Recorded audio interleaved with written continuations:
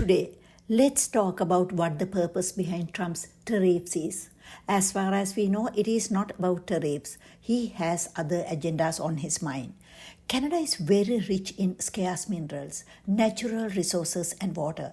According to Natural Resources Canada, Canada has access to 60 minerals and 34 critical minerals at almost 200 mines and 6,500 sand, gravel and stone quarries. The value of Canada's mineral production reached $74.6 billion in 2022. Potash was the top-ranked commodity by value of production in Canada in 2022 with a value of $16.8 billion. So this greedy Trump is after our country's resources. These minerals are the basis for technology, energy, aerospace, cancer treatment and many essential purposes, and the US's most important industries are dependent on Canada's mineral supplies. These minerals are scarce and there are no alternatives for them, especially lithium, nickel, cobalt, graphite, copper and rare earths. Canada is the global leader of potash. 30% of the world potash supply comes from Canada and 80% of the US potash supply comes from Canada as well. A recent CBC documentary stating that China banned and restricted these minerals from exporting to the US as a response to US tariffs. In 2010, China used this technique against Japan, even though later it went back to normal. He has no consideration whatsoever towards minorities, women or any other disadvantaged groups. This is completely elitism, which means the upper class elite holds the power and makes policy regardless of the formal governmental organization.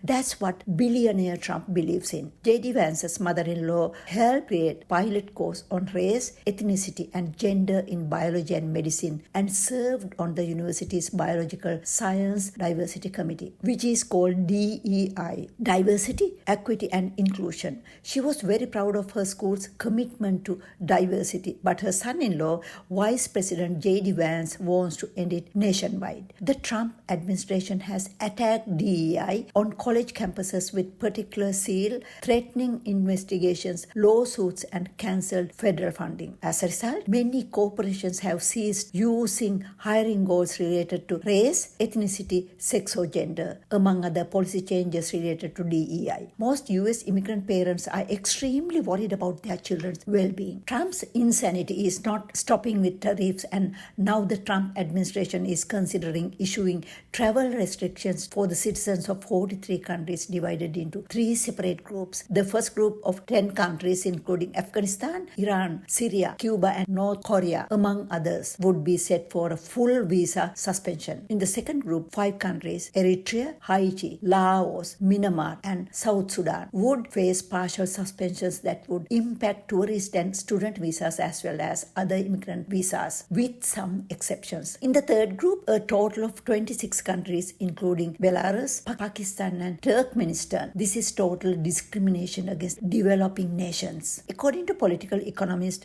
Richard Murphy, the US can be a threat to Canada because Canada existed since 1867 with clear and unambiguous borders as well as different social value system. Also, Canada is a self-governing country with 42 million of diverse population. In Canada, healthcare is a right of its citizens, and in contrast, the US healthcare system is a big business. He goes on, Trump wants to use Canada's resources to make money because Trump's life is all about money. He is so right. Those who take up arms will die with them. That is what would happen to the US. The American people who brought an arrogant fool to power have many lessons to learn from their election results this time.